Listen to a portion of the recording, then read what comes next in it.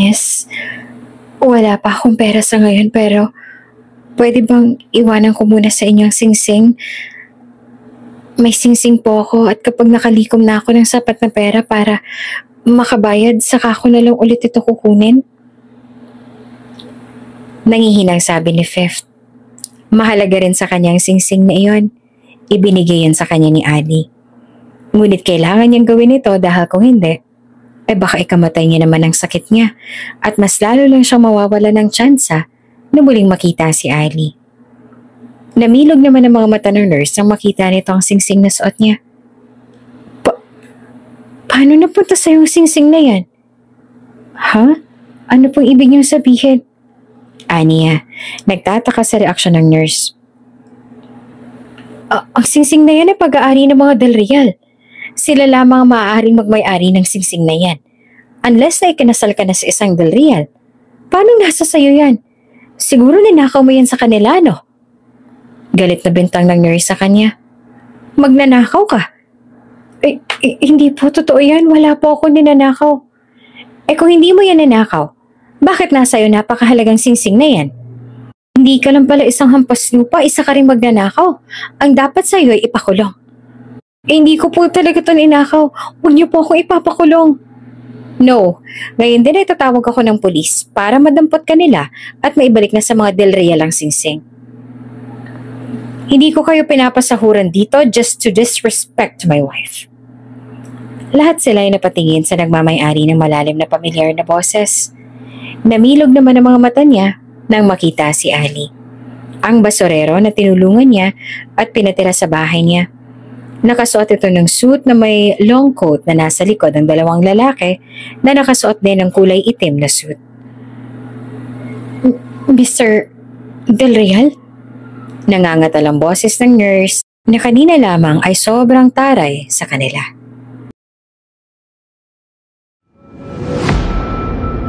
Kung bago ka pa lang sa channel na ito, Ate Jane TV, huwag kalimutang pindutin ang notification bell and subscribe button. Sana po hindi naman malaking abala sa inyo ang pagpindot ng subscribe button dahil ang kapalit po nito ay ang pagsuporta para makapag-produce ng mga libreng stories sa mga channels ni Ate Jane. Maraming salamat! Habang may buhay, mangarap ka lang. Habang sumisikat ang araw, magpatuloy ka sa buhay. Habang sumisikat ang buwan, matuto ka rin magpahinga. Tapos, laban ulit. Ganitong inilarawan ni Fifth Del Mundo ang kanyang pananaw sa buhay. Sa bawat mukhang liwayway, nakikita niya ang panibagong pag-asa. Para sa kanya, ang buhay ay parang isang never-ending cycle ng mga pagsubok at pagkakataon. Araw-araw ay may bagong simula, bagong pag-asa, at bagong laban na haharapin. Hindi niya kailanman iniisip na ang kabiguan ng kahapon ay magiging kabiguan din ng kinabukasan. Ito ang natutunan niya mula sa kanyang lola. Iyon kasi ang madalas itong sabihin sa kanya noong nabubuhay pa ito. Ang mga iyon din ang laging nagpapaalala sa kanya na ang buhay ay puno ng pagkakataon. At bawat araw ay isang bagong simula. Ang mga salitang iyon ng kanyang lola ang naging gabay niya sa mga panahon ng pagsubok at kabiguan. At patuloy siyang naniniwala na hanggat may buhay, laging may pag-asa. Hay, panibagong araw na naman. Sobrang bilis talaga ng oras ngayon. Malalim na nagbuntong hininga si Fifth na halos masinghot na ang alikabok na nagalat sa loob ng maliit niyang bahay. Panibagong araw, panibagong pagsubok na naman ang aking kakaharapin. Humarap siya sa maliit na salamin na nakasabit sa dingding, na halos gas-gas na sa tagal ng paggamit. Napansin niya ang bahagyang maputlang mukha at ang pagod ng mga mata. Laban lang 5, makakaraos ka rin. Katulad nga ng sabi ng lola, hindi naman habang buhay ang paghihirap. Pagpapalakas niya sa sarili, sabay tapik sa kanyang balikat na parang may kinakausap na kaibigan. Ganito ang madalas na gawin ni Fifth tuwing umaga. Kinakausap niya ang sarili, pinapalakas ang loob, at binibigyan ng sariling motibasyon para magpatuloy sa buhay. Kahit simpleng bagay lang ang mga ito ay malaking tulong na ito para sa kanya upang mapanatili ang positibong pananaw sa harap ng maraming problema. Alam niyang marami ng pagsubok ang darating, ngunit naniniwala siyang basta't patuloy siyang lalaban, ay may pag-asa pa rin siyang makakaahon balang araw. Maaga pa lamang igising na si Fifth. Handa na para pumasok sa trabaho niya sa salon na nasa kabilang kanto lamang. Alam niyang magiging abala ang araw na to at malapit na rin ang Kapaskuhan. Kaya tiyak na marami nang magpaparibond at magpapaganda para sa kanilang bagong look sa darating na holiday. Ang kanyang boss na isang masayahing Becky ay pinaalalahanan siya kahapon na maaga siyang pumasok ngayong araw. Alam niya na pagdating niya sa salon, madadagdagan pa ang mga kliyente na sabik magpaayos ng buhok at maghanda para sa mga handaan. Hindi naman na bago kay Fifth Del Mundo o mas kilala sa tawag na 5 ang maagang pagising. Alas 4 ng umaga na talaga ang normal niyang gising mula pa noong bata pa siya. Ito na ang routine na kinalakihan niya. Siya kasi ang kasama ng kanyang lola sa bukid noong nabubuhay pa ito. Bago pa man magbukang liwayway, naroon na silang dalawa sa bukid. Nagsisimula sa kanilang araw. Laging sinasabi ng lola niya na kung gusto niya ng maraming magawa sa isang araw, dapat maaga rin niyang simula ng araw niya. Iyon ang naging gabay ni Lima sa kanyang pang-araw-araw na buhay. Pero ngayon, sobrang inaantok at pagod na pagod pa si Lima. Halos 2 oras lang kasi ang tulog niya kanina dahil madaling araw na siya nakauwi kagabi. Ang dami kasing kliyente sa salon at hindi siya makatanggi sa kanyang boss na bakla na laging nagpapa-overtime sa kanya. Pagod na pagod siya at nagmamakaawa pang mga mata niya na bumalik sa pagtulog. Ngunit kailangan niyang kumayod para sa kanyang pang-araw-araw na gastusin. Pilit niyang inalis ang antok habang binabalak ang lahat na gagawin niya sa buong araw. Nagmamadali siya sa paghahanda ng almusal. Kailangan niyang maging maaga at maayos sa trabaho, lalo na't maraming aasikasuhin. Pinakain niya rin muna ang mga alaga niyang rabbit at ilang ibon sa likod ng bahay. Isa iyon sa mga parte ng umaga niyang gawain. Alam niyang pag hindi niya ito ginawa ngayon, magugutom ang mga alaga niya dahil siguradong buong araw siyang magiging abala sa salon. Habang binubuhos niya ang pagkain sa kulungan ng mga rabbit, tinatawag niya ang mga ito. Kumain kayo ng marami ha. Di naman ata ako makakauwi ng maaga mamaya kaya damihin yung kain nyo para hindi kayo magutom mamaya. Para na rin hindi ako mag-alala sa inyo habang nasa salon ako. Mahirap na kung magugutom kayo at may kung ano pang mangyari sa inyo dito. Hindi ko kayo niyan maibebenta. Wala akong panghanda sa Pasko niyan. Sabi ni Lima sa kanyang mga alaga habang nakangiti. Hindi naman maiwasang mapangiti ni Fifth tuwing nakikita niyang sabik na sabik ang mga ito sa pagkain. Ganon din ang ginawa niya sa mga manok at ibon na halos mangagat na rin sa sobrang gutom. Matapos pa sigurong busog na ang mga alaga, nilinis niya ang mga kamay nito. Tiis-tiis lang muna, Fifth Del Mundo. Sabi niya sa sarili habang sinusuklay ang kanyang mahaba at itim na buhok. Yakang-yaka natin to. Magpapasko na kaya, dapat puno ng good vibes. Matapos niya mag-ayos ng sarili, nagmamadaling lumakad na siya papunta sa salon. Katulad nga ng kanilang inaasahan ay dagsa ang mga customer nila sa salon kaya halos buong araw ay nakatayo lang sila. Ang salon nila ay kilala sa kanilang lugar, hindi lamang dahil sa abot-kayang presyo, kundi dahil na rin sa mahusay nilang serbisyo sa pagpaparibon. Bukod dito, alam din ng mga tao na magaan ang pakikitungo ng mga staff, kaya kahit mahaba ang oras ng paghihintay, hindi nagiging problema ito sa mga customers. Madam, ang ganda naman ng napili mong hair color, bagay na bagay po sa'yo. Papuri ni Fifth sa ginang na inaasikaso niyang buhok. Napangiti naman ng ginang dahil sa puri niya. Talaga ineng? Nagdadalawang isip pa nga ako rin Baka kasi hindi bumagay sa akin ang kulay lalo na morena ang balat ko. Tamang-tama lang po napili niyo, madam. Tsak po ko na sobrang babagay po sa inyo ang kulay ng buhok na napili ninyo. Ngayon pa lang makikita ko na po ang magiging itsura ninyo. Sigurado po ako mai-inlove ulit sa iyo ang asawa mo. Maniniwala ako rin sa sinabi mo, ineng. Mukhang maganda nga ang taste mo Sabi naman ng ginang na natuwa na lang sa mga papuri niya. Ano mga plano niyo para sa Pasko? Maya-maya ay nagtanong sa kanila ang boss niyang Becky na si Christian. Ipapasyal ko ang pamilya ko, sagot ni Pamela. isa ring Becky. Ako naman makikipag-date sa boyfriend ko tsaka family time. Tugon naman ni Halimuyak, isa ring Serena at assistant naman ni Christian. Ganon din ang plano ng iba pang mga kasamahan nila sa salon. Samantalang si Fifth naman ay hindi alam kung anong gagawin niya sa araw na yon. Para kasi normal lang sa kanya ang Pasko dahil mag-isa lang naman siya sa buhay. Mula nang pumanaw ang lola niya, mag-isa na siyang sinasalubong ang Pasko at Bagong Taon. Naghahanda lamang siya ng kaunti. Walang gaanong espesyal na nangyayari sa kanyang Pasko. Ikaw, Lima, anong plano mo? Mag-isa mo lang ulit ba sasalubungin ng Pasko at Bagong Taon? Tanong naman sa kanya ni Pamela. Oo, maghahanda lang ako ng kaunti. Sabi niya habang ang atensyon ay nasa buhok ng ginang na ginugupitan niya na lang. Palagi ka na lang mag-isa tuwing mga masasayang araw ah. Ayaw mo kasing pumunta sa amin para sana'y may makasama ka.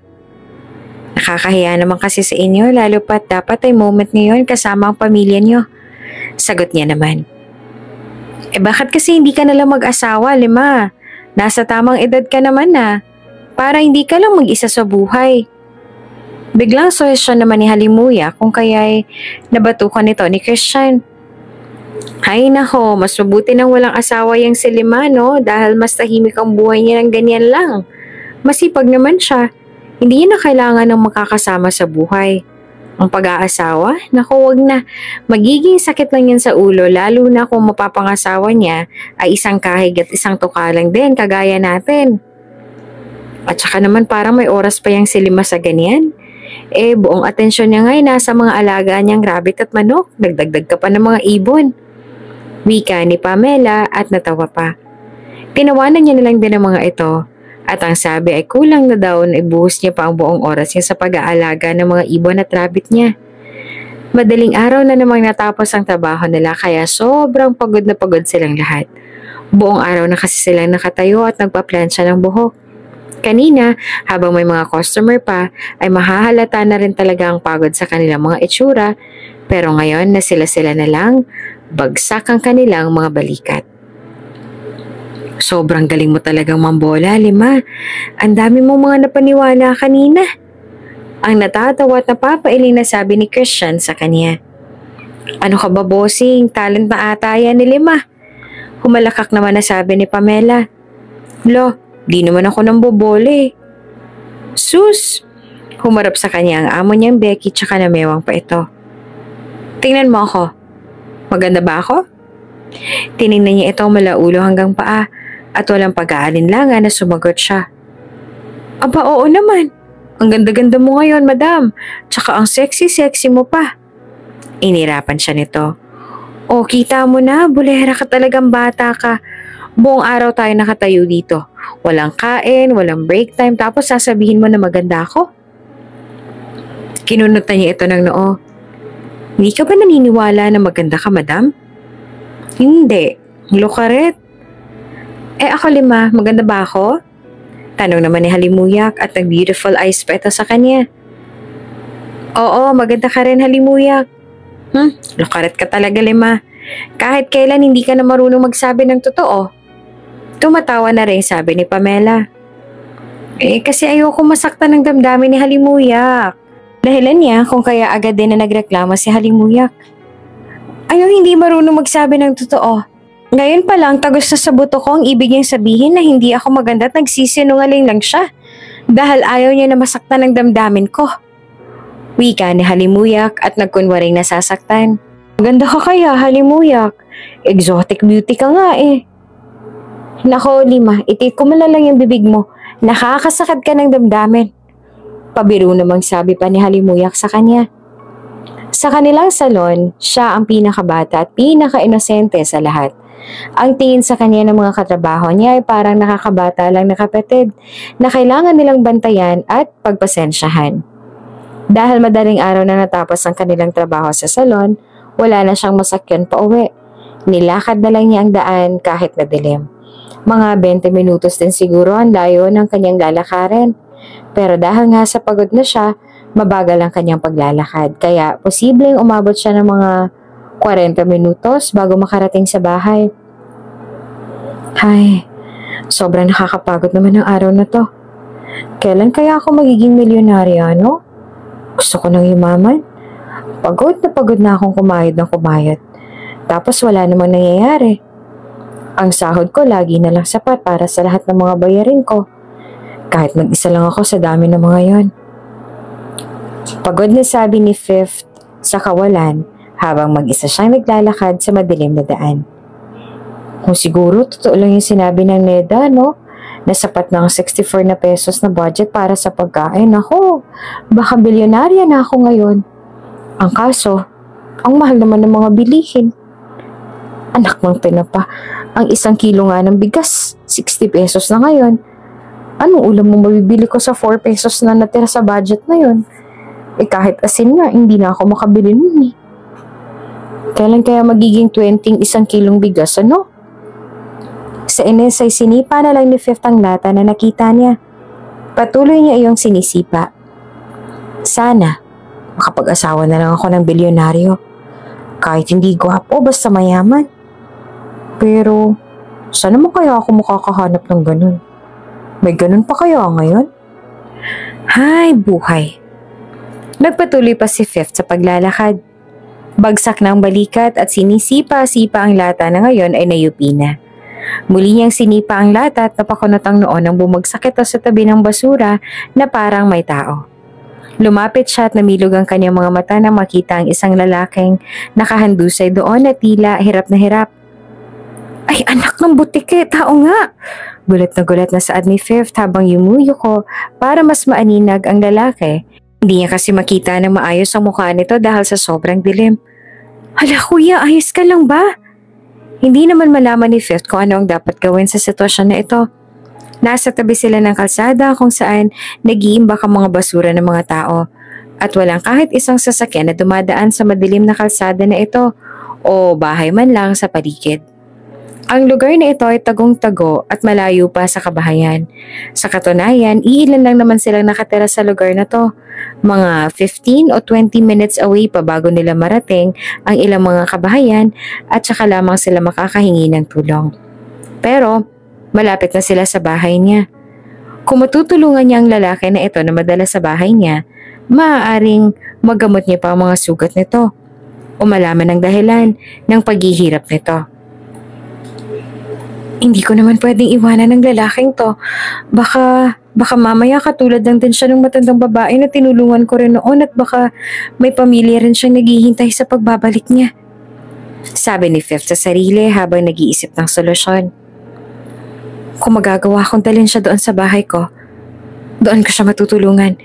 May mga gamot pa naman yata ako doon. Pero paano na lang kung masamang tao pala tong lalaking to? Paano kung saktan siya nito? Paano kung patayin siya dahil lang sa nagmagandang loob siya? Bigla siya nagdalawang isip kung tutulungan niya ba ang lalaki na ito o hindi. Aatras na sana si Fifth dahil nag-aalala siya para sa kanyang kaligtasan, subalit narinig niya ang mahinang boses ng lalaki. Tulong. Napatitig ulit si Fifth sa lalaki. Kahit na hindi masyadong maaninag ang mukha nito, naaalala niyang sabi ng lola niya noong nabubuhay pa ito. Kung meron man tayong kakayahan na tumulong sa iba, huwag tayong magdadalawang isip na tumulong sa mga nangangailangan. Kasi malay natin, kapag tayo naman ang nasa sitwasyon nila at kung ano man ang ginawa natin sila'y nangailangan ng tulong, ay ganun din ang kanilang gawin sa atin. Sa sitwasyong yon ng lalaking ito ngayon, mukhang labis na nangangailangan nga ito ng tulong. At sino ba siya para ipagkait ang tulong sa isang taong nangangailangan? Muli siyang humakbang palapit sa lalaki at yumuko siya ng bahagya. Anong gagawin ko sa iyo, kuya? Malayo ang tulong dito sa lugar na to. Bakit kasi dito ka na masura? Kaunti lang naman ng mga tinatapon dito. Kadalasan puro mga diapers lang naman. Mahinang daing lamang ang sagot ng lalaki. Puno ng sakit at hirap. Bonang pa siya ni Fifth na tulungan ito dahil sa sobrang nakakaawa naman ang kalagayan ng lalaki. Halika nga, tumayo ka na, tutulungan na kita. May mga gamot ako roon sa bahay. Kahit mabigat ang lalaki dahil sa malaking pangangatawan at sobrang tangkad pa, nagawa niyang tulungan ito makatayo. Inakbayan niya ito sa kanyang balikat Bagamat nahihirapan ay naglakad sila ng dahan-dahan. Habang palapit na sila sa kanyang bahay, napansin naman ni Fifth ang kakaibang bango na nagmumula sa lalaki. In fairness naman, sa isip ni Fifth, sa lahat ng mga basurero na nakasalumuha ko, itong isang to lang sigurong pinakamabango. Parang may cologne pa ata. Nagtaka siya, ngunit pinilit niyang huwag na munang pansinin iyon. Mas mahalaga ngayon na makarating sila ng ligtas sa kanyang bahay at maibigay ang kinakailangang tulong sa lalaking hirap na. Konting tiis pa, malapit na tayo sa bahay ko, magagamot ko ng sugat mo. Sabi ni Fifth sa lalaki habang hinihingal na siya dahil sa bigat nito. Para na nga silang lasing kung maglakad. Paikot-ikot at kung saan-saan na lang nagpupunta. Ramdam niya ang bigat ng bawat hakbang, ngunit hindi siya sumusuko. Pagdating nila sa bahay, pinaupo niya ang lalaki sa upuang gawa sa kawayan. Pero dahil sa sobrang panghihina nito, napahiga na rin ito roon. Binuksan ni Fifth ang lahat ng ilaw sa maliit niyang sala para magbigay liwanag sa paligid at makita niya ng mabuti ang kalagayan ng lalaki. Pumasok siya sa kanyang kwarto para kunin ang first aid kit. Kasabay na rin ang pagkuha ng damit na maaari niyang ipasuot sa lalaki. Bumalik siya sa sala at ipinatong sa mesa ang mga kinuha niya. Matapos noon ay nagtungo siya sa kusina at nilagyan ng tubig ang isang maliit na palanggana. Nang bumalik siya sa sala, agad niyang inilagay ang palanggana sa tabi ng lalaki. Naganda siya para linisin ang mga sugat nito. Iniisip na sana ay hindi malubha ang mga ito. Pasensya na, kailangan ko lang talaga tanggalin ang suot mong damit para malinisan ko mga sugat mo. Habang sinasabi iyon ni Fifth, patuloy siyang naglilinis sa mga sugat ng lalaki.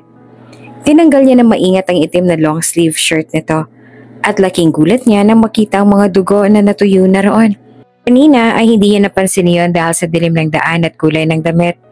Ngunit ngayon sa maliwanag na ilaw ng kanyang sala, kitang-kita niya ang bawat sugat. Malalim, mahahaba at tila gawa na ng paghampas ng latigo. Diyos ko! Bulalas ni Fifth habang napaatras ang bahagya. Kitang-kita niya ang magulong mga hiwa at pasa sa katawan ng lalaki. Bakit naman ang dami mong ganitong sugat? Pinagtripan ka ba ng mga mangangalakal kaya ka nagkaganyan? Niya, bakas ang pag-aalala sa kanyang boses. Wala siyang natanggap na sagot mula sa lalaki. Nananatili namang tahimik at nakapikit. Napaisip si Fifth kung gaano ba katindim pinagdaanan nito. Hindi niya na pinilit na magsalita pa ang lalaki. Ang mahalaga ngayon ay matulungan niya ito. Kumuha siya ng malinis na peraso ng tela at binasa ito ng tubig at saka dahan-dahang pinunasan ng mga sugat ng lalaki. Kahit nararamdaman niyang nanginginig siya, patuloy siyang nililinis sa mga sugat ng maingat. Habang nililinis sa mga sugat nito, napansin niya naman ang ilang marka sa katawan ng lalaki. Natila ba may mga pinagtagpi-tagping sugat na matagal nang gumaling? Natila ba ang lalaking ito ay hindi lang ngayon naparusahan o napahirapan? Nang mapansin ni Fifth ang relo sa kamay ng lalaki, napakunot ang noon niya. Mukhang mamahalin ang relo at umaandar pa ito. May kakaibang kutob na dumapo sa kanya. Napulot mo rin ba ito sa basura? Wala sa sariling tanong ni Fifth. Paano namang magkakaroon ng ganito kagandang wristwatch ang isang basurero? Maliban na lang kung nahanap nga ito sa basura. Ngunit habang tinitingnan niya ang lalaki, nagsisimula na magduda si Fifth kung tama ba talaga siyang basurero ito. Pinagtripan lang ba talaga ito ng iba pang mga namamasura kaya ito nagaganito? At ang mga sugat nito, tila hindi basta-bastang gawa ng simpleng away o panggugulo. Napatingin si Fifth sa mukha ng lalaki.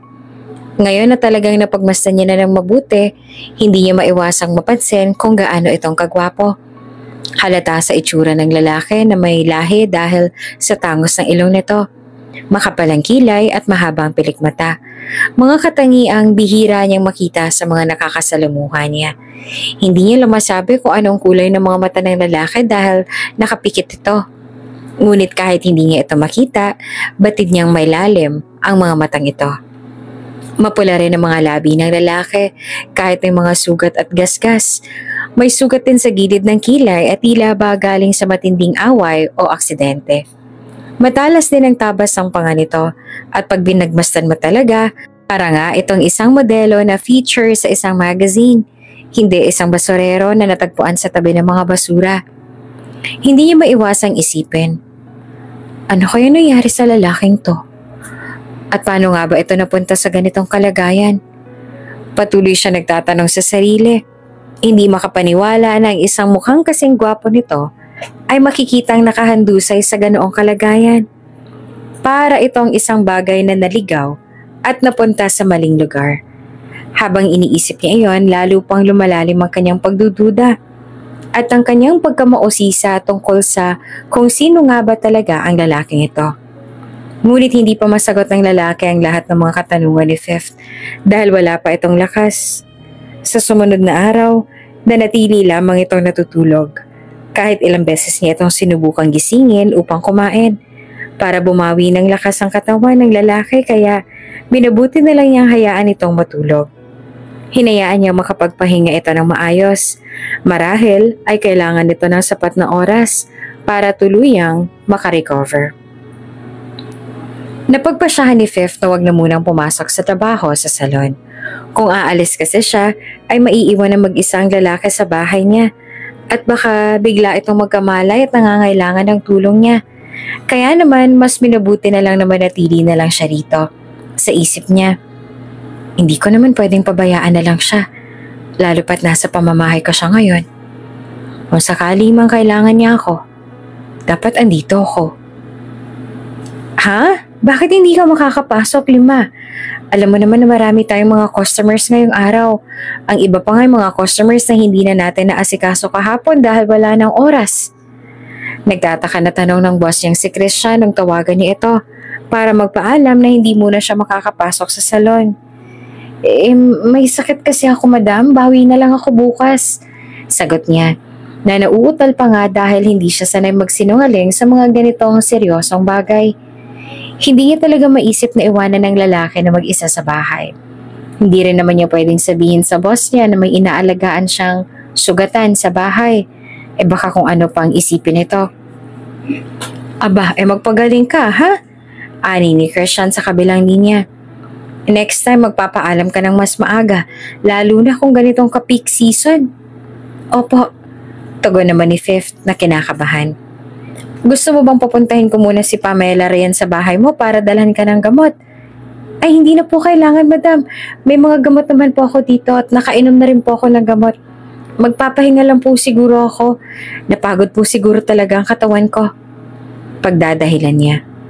Oo siya, sige, magpagaling ka na lang para makapasok ka bukas. Tawagan mo na lang ako kapag may kailangan ka, ha? Opo, madam. Pagkatapos ng tawag ay napabuntong hininga siya ng malalim. Sana nga lang ay hindi siya pagbintangan ng boss niya na nagdadahilan lamang. Ngunit sa ngayon, mas importanteng kalagayan ng lalaki sa bahay niya. Napatingin siya sa direksyon ng sofa kung saan ito natutulog. Umaasa na sana'y magising na ito at magkaalaman na kung anong nangyari rito. Nang mapansin ni Fifth na malapit nang maubos ang charge ng kanyang cellphone, inalis niya ang battery nito at inilagay sa clip charger na ilang taon na rin na nasa kanya. Sa panahon ngayon, siya na lang yata ang gumagamit pa rin ng cellphone na may keypad. Wala naman kasi siyang dahilan para bumili ng mamahaling smartphone. Lalo na at wala rin naman siyang mga kaibigan o kamag-anak sa malayo na kailangan niyang tawagan o i-text.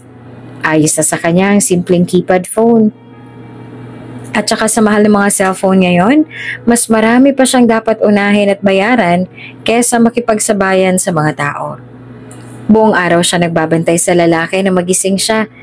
Paminsan-minsan may lumalapit sa lalaki upang tiyaking maayos pa rin ang kalagayan nito o kaya naman ay kung humihinga pa ba ito. Habang naghihintay, naglilinis siya ng bahay at nag-aayos sa mga bagay na matagal niya nang nais ayusin. Pinagluto na rin niya ng sabaw ang lalaki. Masakali mang magising ito at maghanap ng makakain. Ngunit habang patuloy na lumilipas ang oras, hindi pa rin ito gumigising. Nag-aalala man, pinilit na lamang ni Fifth na manatiling kalmado. Magigising pa naman siguro ang lalaki at makakakuha siya ng sagot sa maraming mga katanungan na bumabagabag sa kanya.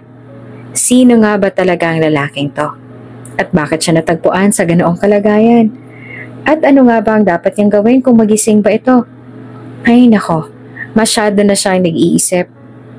Sumapit ang dapit hapon, ngunit nanatili pa rin tulog ang lalaki.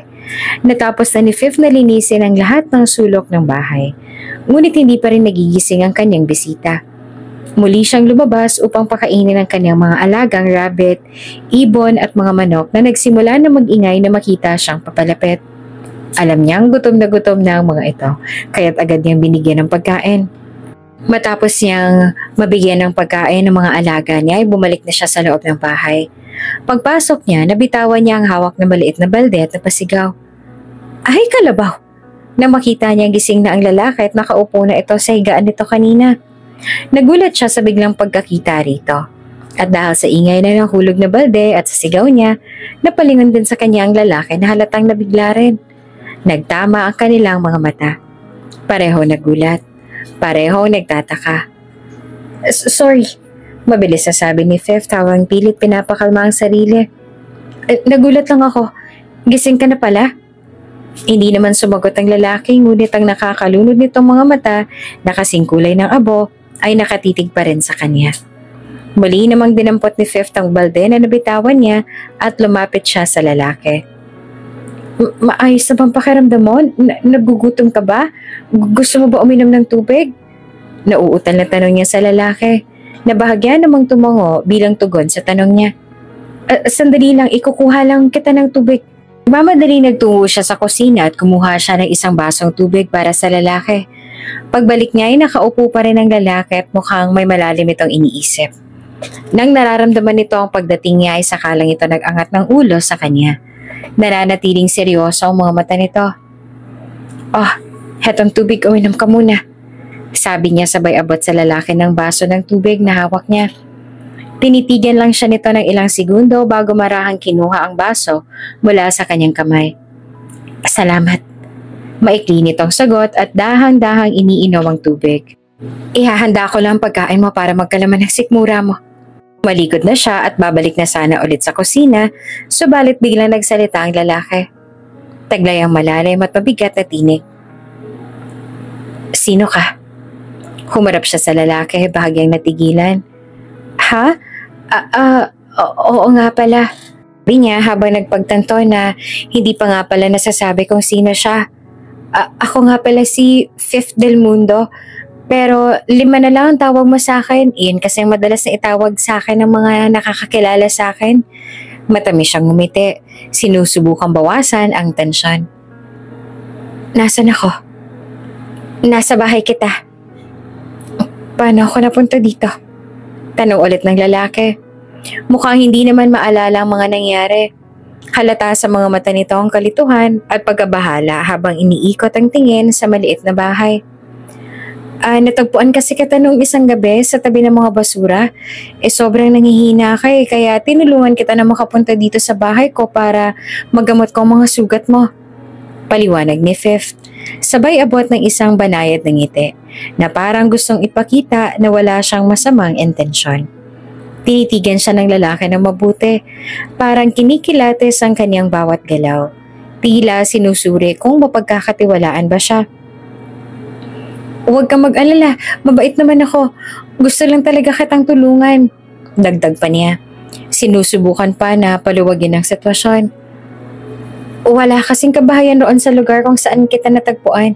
Bihira lang din yung dumadaan doon dahil iilan lang naman kami nakatira dito sa lugar na to. Kung hahayaan lang kita doon, baka mabawian ka pa ng buhay. Nakikinig lang naman ang lalaki. Nananatiling seryoso ang ekspresyon ngunit bahagyang lumambot ang tingin. Marahil ay nakaramdam na ng tiwala sa kanya. Salamat. Maya-maya pa ay sabi nito. Napangiti naman siya dahil doon. Walang anuman. Ano nga palang pangalan mo? Chrysander Alistair. Tipid nitong sagot. Ano pwede kong itawag sa'yo? Ang haba naman ng pangalan mo. Ali. Tumango naman si Fifth. Sige, Ali. Kukunan na kita na makakain ha. Alam kong gutom ka na. Matapos niyang ilagay ang pinagkainan sa kusina, agad din siyang bumalik sa sala upang kausapin si Ali. Gusto niyang malaman kung paano itong napunta sa ganoong sitwasyon at kung paano siyang matutulungan ng higit pa. Ayos ka lang ba? Masakit pa bang mga sugat mo? Tanong ni Fifth. Kita kasi sa mga mata niya ang pag-aalala sa taong hindi niya naman kilala ng lubusan. Nakita ko kagabi na sobrang dami ng mga sugat sa katawan mo. Parang sa latigo, marami ka rin mga pasa. Gusto na nga sana kitang dalhin sa ospital kaso wala naman akong pera. Tahimik na tinitigan siya ni Ali. Tila nag-iisip kung paanong sasagutin ang kanyang mga tanong. Ang mga mata nito ay puno ng pagod at tila may tinatagong bigat. Hindi pa rin mawawala sa isip ni Fifth ang misteryo sa pagkatao ng lalaki. Ang suot nito na mukhang isang mamahaling relo at ang kakaibang amoy nito na hindi naman pangkaraniwan para sa isang baserero. Maging ang mga mata nito na kakaiba ang kulay ay hindi pang Pinoy. Mas lalo lang siyang napapag-isip kung ano nga ba ang tunay na nangyari kay Ali at kung bakit ito nauwi sa ganitong kalagayan. Maayos na ako, salamat. Maikling sabi ni Ali. Salamat sa pagtulong mo. Wala akong maalala masyado pero alam kong niligtas mo ako kaya salamat. Bakit palang dami mong sugat? Pinagtripan ka ba ng mga tambay? Asasama kasi ng ugali ng mga tambay dito sa barangay namin. Gusto nila sila lang ang kumikita sa mga tinatapon nila na basura. Sagot niya tsaka umiling pero si Ali ay nananatili lang na nakatingin sa kanya. Saan ka dati nangangalakal? Tsaka paano ka nakapunta dito? Nangangalakal? Nagtatakang sabi nito. Oo, hindi ba basurero ka? Sandali ito nag-isip at tumango rin. Oo, tama. Basurero nga ako. Sa ibang lugar ka ba noon namamasura? Paano ka napadpad doon sa lugar kung saan ka natagpuan? Kaunti lang kasi mga namamasura doon dahil wala naman kasi ang mga mapapakinabangan na gamit sa mga tinatapon doon. Sa mga katulad kong mahirap lang naman. Hindi ako namamasura doon. Talaga? Bakit na nga naroon? Curious na umupo si Fifth sa pang-isahang upuan na gawa rin sa kawayan. Napunta lang ako doon dahil tumakas ako. Sagot nito na mas lalo niya pang ipinagtaka. Tumakas ka? Kanino? Mula sa mga tambay. Binugbog nila ako at pinalo ng latigo. Dahilan kaya mabilis na naubos ang lakas ko.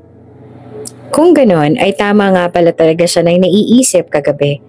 Pinagtripan nga ito ng mga tambay kaya napunta roon. Napabuntong hininga si Fifth habang nagmamasid sa reaksyon ng lalaki. Tama pala ako nang iniisip. Sabi niya. Siguro, mga tambay sa bayan na nang bumbog sa'yo. Marami na rin kasi silang mga naging biktima noon Ang dami nang namatay dahil sa kanila. Pero dahil sa hirap ang mga pulis na matukoy kung sino mga tambay na may kasalanan, hindi sila nakukulong at malaya pa rin sila na nakakasakit ng iba. Hindi na rin sumagot si Ali pero ang mga mata nito ay nasa kanya lamang. Malalim yon at para bang marami ang mga sikretong ikinukubli. Natatandaan mo ba kung anong itsura ng mga nambubog sa'yo? Alam mo pwede natin silang isumbong sa mga pulis para mahuli na kung sino talaga ang mga tambay na yon. Hindi. Tipid na sagot nitong muli. Hindi ko nakita ang mga mukha nila kaya hindi ko magawang matukoy kung sino-sino sila. Ako, sayang naman. Pero ang mahalaga ay ligtas ka na mula sa kanila. Aniya at muli siyang banayad ng umiti. Tumahimik na ulit si Ali na para bang may malalim na naman itong iniisip. Nananatili naman ang tingin ni Fifth sa binata hanggang sa nag-angat ulit ito ng tingin sa kanya. Hindi ka ba nagdalawang isip na tulungan ako kagabi? Seryoso nitong tanong. Nagdalawang isip, tapat niyang sagot. Pero tinulungan mo pa rin ako. Oo, ayoko naman naiwan ka sa ganong sitwasyon mo. Hindi naman kakayanin ng konsensya ko lalo na ang sabi sa akin ng lola ko noon na kapag may kakayanan daw akong tumulong sa iba, tumulong daw ako. Paliwanag niya sa binatang ngumisi lamang sa kanya. Iyong ngisi na para bang sinasabi na masyado siyang inosente sa nangyayari. Masyado ka mabait. Paano mo nagawa na papasukin sa loob ng pamamahay mong isang tao na hindi mo kilala? Kahit ang pangalan man lang ay hindi mo alam. Nung nakita kita doong kagabi sa ganoong kalagayan, hindi ko magawang iwan ka ron mag-isa. Kung mamamatay ka doon, baka multuhin mo ako dahil hindi man lang kita tinulungan kahit na kayang-kaya ko naman na tulungan ka. Dahilan niya. Kahit hindi ka sigurado kung isa nga ba ako mabuting tao? Oo. Tsaka hindi naman ito ang unang beses na may tinulungan ako at pinapasok dito sa tahanan ko. May mga tinulungan ka na noon? Meron na. May isa pa nga matandang babae akong tinulungan noon. Nagtagal din siya dito ng ilang mga linggo sa akin hanggang sa nahanap na siya ng pamilya niya. Naisip ko na baka ganun ka rin. Baka meron ka ring pamilya na naghihintay sa'yo na makabalik. Unti-unti nang naglaho ang kislap sa mga mata nito. Masyado kang mabait, Lima. Mabilis kang magtiwala. Bakit hindi ba dapat kitang pagkatiwalaan? Seryoso na tanong niya sa binata na diretso ang tingin sa mga mata niya. Sa tingin ko maaari naman kitang pagkatiwalaan. Meron kasi ako nitong pakiramdam na pag alam ko mabait ang isang tao, magaan ang loob ko sa kanila at pwedeng-pwede ko silang pagkatiwalaan. So far, hindi pa ako nagkakamali sa mga taong pinili kong pagkatiwalaan dahil sinusunod ko kung ano man ang nararamdaman ko. Ang sabi niya sa binata ay pwede itong magstay doon ng ilang araw dahil may maliit na kubo naman sa tabi ng bahay niya kung saan pwedeng-pwede itong magstay habang nagpapagaling pa.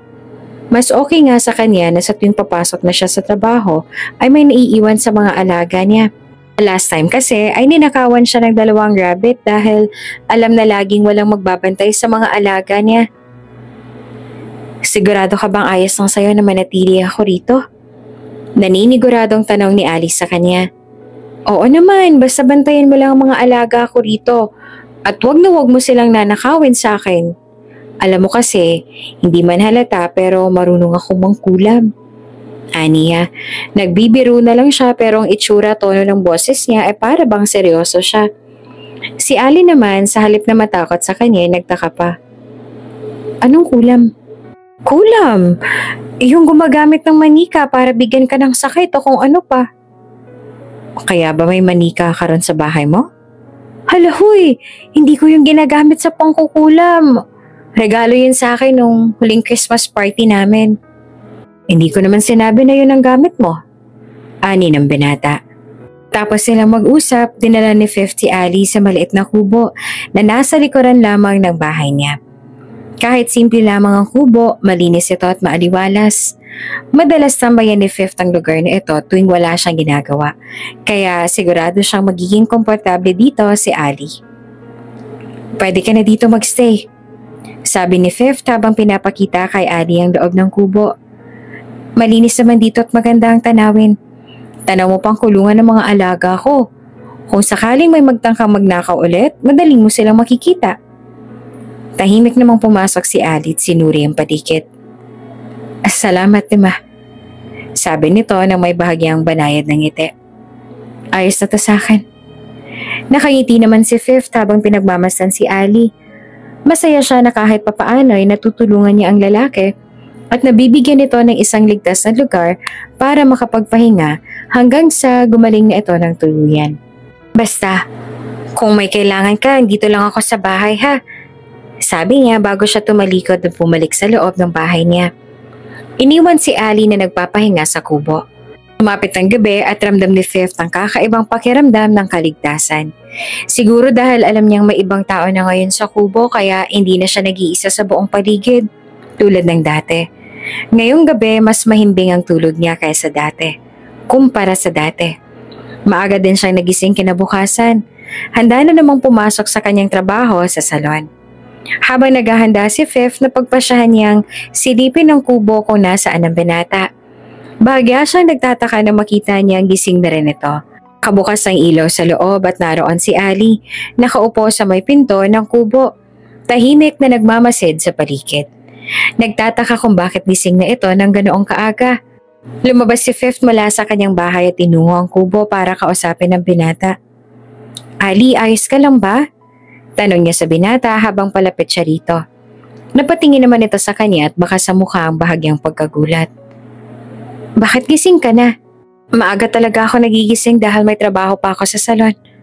Paliwanag ni Fifth habang patuloy siya naglalakad papunta sa binata. Ikaw, bakit ang aga mong nagising? Hindi ako nakatulog.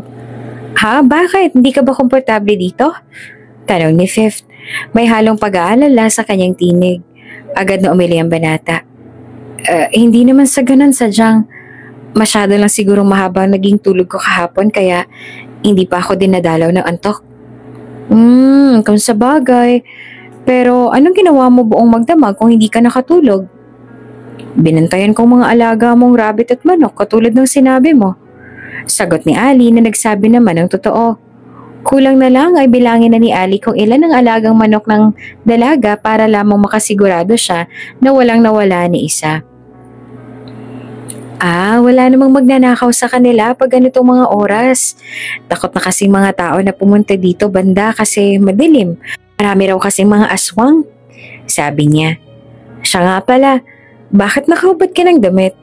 Sobrang lamig ngayon na hindi ka man lang ba nilalamig? Hindi ko kasi maisuot ang pinahiram mong damit sa akin eh. Masyado pang masakit ang mga sugat ko. Lalo na yung nasa likuran ko. Ha? Ani at napatingin sa katawan nito. Napansin niya nga mga sugat pa nitong mukhang sariwa pa. Lumapit pa siya at nakita niya ang likuran ni Ali. At halos mapamura siya sa gulat. Namilog ang mga mata niya na makita ang ilan sa mga mahahabang sugat na nagsisimula na namang dumugo. Dumudugo sila, sabi niya na may halong pagkabahala. Gusto mo bang gamutin muna natin ang sugat mo? Tanong niya. Ay hindi na, gamot ko naman na yan kanina, tsaka baka malate ka pa sa trabaho mo. Tugon ni Ali, kahit pa napansin niya ang pag-aalala sa mukha ni Fifth. Mas pinili nitong ipagwalang bahala ito. Sure ka, mukhang masakit talaga mga sugat mo. Sabi ni Fifth, hindi pa rin mapakali. Alam niyang kahit pa sinabi ni Ali na okay lang siya, halata sa itsura nito na may dinaramdam pa rin. Tumango naman si Ali at pilit nang umingiti para mabawasan ang alalahanin ni Fifth. Ayos lang ako. Ha, okay, sige. Gusto mo bang magkape na? Tara, magkape tayo. Inaya niya ang binata na sumama naman sa kanya. Mabilis namang nagtimpla ng kape si Fifth habang si Ali naman ay tahimik na nakaupo sa sala. Unlike before, may kakaibang saya at sigla ngayon si Fifth sa kanyang mga kilos. Siguro dahil ngayon nang ulit siya makakaranas ng umaga na may kasabay sa pagkakape. Mula kasi nung mawala ang kanyang lola at umalis na ang matandang babae na kanyang tinulungan noon. Matagal-tagal na rin na laging mag-isa si Fifth sa bahay. Walang kausap, walang kasama sa mga simpleng gawain tulad ng paghigop ng kape sa umaga. Kaya naman hindi na nakakapagtaka kung bakit hindi niya na maitago ang excitement niya. Habang hinahalo ang kape, tila ba nararamdaman niyang mas buhay ang bahay ngayon, na para bang may liwanag na bumabalik sa kanyang tahimik na mundo. Sabihin mo lang kung masyadong mapait ha, sabi niya kay Ali nang mailapag niya sa harapan nito ang isang tasa ng kape. Salamat. Maikling sagot naman ni Ali at kinuha na ang tasa ng kape habang siya naman ay naupo na sa pang-isahang silya. Ngayon lang ulit ako magkakape sa umaga na may kasabay. Na-excite tuloy ako. Natutuwang sabi ni Fifth bago sumimsim sa kape niya. Ngayon lang ulit? Tanong naman ni Ali. Ang mga kilay ay magkasalubong. Oo, magtatatlong taon na rin siguro na lagi akong mag-isang nagkakape tuwing umaga. Huli kong nakasamang magkape yung matandang babae na tinulungan ko rin noon. Matapos siyang kunin ng mga anak niya. Wala na. Ikaw na lang ulit. Sagot niya at gumiti sa binata. Dumaan ang hindi maipaliwanag na emosyon sa mga mata ni Ali. Bakit, mag-isa ka na lang ba sa buhay? Oo, tumango siya. Nasa ng pamilya mo? Ang lola ko nagpalaki sa akin noon. Mga 8 taon nang patay. 15 lang ako nung nawala siya. Mula noon, naging mag-isa na lang ako sa buhay. Wala na rin kasi ang ama ko. Namatay din siya nung bata pa ako dahil sa bangungot. Ang mama ko naman, hindi ko na nakalala. Sabi kasi ni Lola, bata pa lang daw ako nung iniwan na kami ni Mama. Kwento niya dahilan kaya ilang sandali namang natigilan si Ali. Hindi ka ba natatakot dito sa lugar mo? Pansin kong wala kang mga kapitbahay dito ah. Ang mga alaga mo lang kasama mo dito. Masyado ring madilim at tahimik ang paligid. Tanong muli ni Ali. No, medyo bata-bata pa ako. Syempre natatakot din ako. Para kasi ako nakatira sa haunted place. Parang may mga multo o di naman kayo mga aswang, ano? Pero nasanay na rin kasi ako na mag-isa kaya hindi na ako masyadong natatakot ngayon. Sagot niya na ikinatango naman ni Ali. Bakit ikaw ba natatakot ka ba dito? Hindi naman. Sabay iling ni Ali tsaka sinimsim ang kape. Kaya ba payag kang magstay muna ako rito habang nagpapagaling ako dahil gusto mo na makakasama? Banayad siyang ngumiti. Naaawa ako sa'yo. Halata kasi sa'yo na hirap ka pa sa mga sugat mo. Kung aalis ka na, malalagay ulit sa panganib ang buhay mo. Baka mapagtripan ka rin ulit ng mga nanakit sa'yo. Tsaka, mas masaya kaya pag may kasama. Sagot pa ni Fifth. Pwede naman tayo maging magkaibigan. Handa ka makipagkaibigan sa akin? At seryoso siyang tiningnan ni Ali. Oo naman. Wala namang mali kung maging magkaibigan tayo, diba? Oo, pero basurero lang naman ako. Handa ka talaga makipagkaibigan sa isang kagaya ko? Sabi ni Ali na para bang iniisip nito na hadlang ang estado ng buhay. Wala namang problema sa akin yun. Hindi rin naman naglalayo yung estado ng buhay natin sa buhay. Mahirap lang naman ako. Kung hindi lang iniwan sa akin ni Lola ang bahay at lupa na to, nako, baka sa ilalim ng tulay din ako nakatira ngayon. Sagot ni Fifth. Wala akong nakikitang masama kung magiging magkaibigan tayo. Bihira lang naman ako makatagpo ng mga taong pwede kong pagkatiwalaan. At sa tingin ko naman, pwede kitang pagkatiwalaan. Hindi naman kaagad sumagot si Ali at parang may malalim itong iniisip. Pinagmamasdan niya si Fifth na tila sinusuri pa rin ang kanyang sinseridad. Hindi mo ba naiisip na baka delikado rin yon?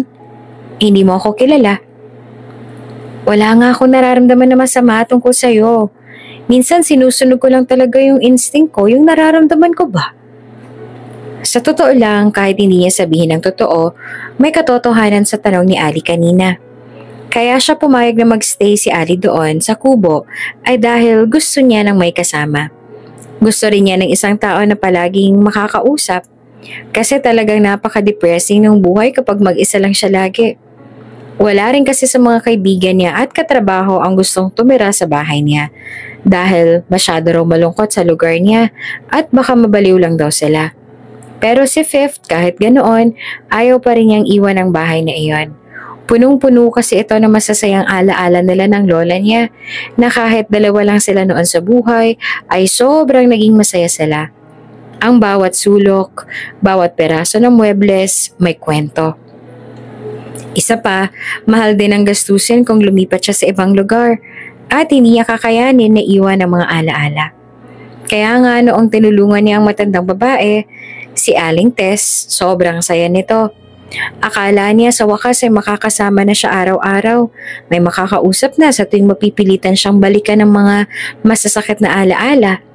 Pero sa kasamaang palad, inuha rin kaagad si Aling Tess sa kanya. Iniwan siyang mag-isa ulit. Mas malungkot kesa dati. Masaya rin siya para kay Aling Tess dahil alam niya na masaya ito ngayon kasama ang pamilya nito sa States. Minsan, naiisip na rin ni Fifth na mag-ampon na lang para may makasama siya. May maaalagaan. Pero paano? Wala naman siyang oras dahil sobrang busy niya nga sa trabaho. Kailangan niyang kumayod ng husto para may panggasto sa pang-araw-araw. Kaya ngayon na nandito si Ali, masaya siya kasi hindi niya ramdam na mag-isa ulit siya. Masyado kang mabait, Lima. Seryoso, sabi ni Ali. Hindi ka dapat maging mabait ng sobra. Hindi lahat ay katulad mo sa pag-uugali at intensyon. Fifth Del Mundo is so nice and naive. Iyon ang naging tingin ni Ali sa dalaga mula pa lamang sa kanilang unang pagkikita. Masyadong busilak ang puso ni Fifth Del Mundo na para bang walang bahid ng anumang kasamaan o karanasan na maaaring magpaitim ng kanyang pananaw.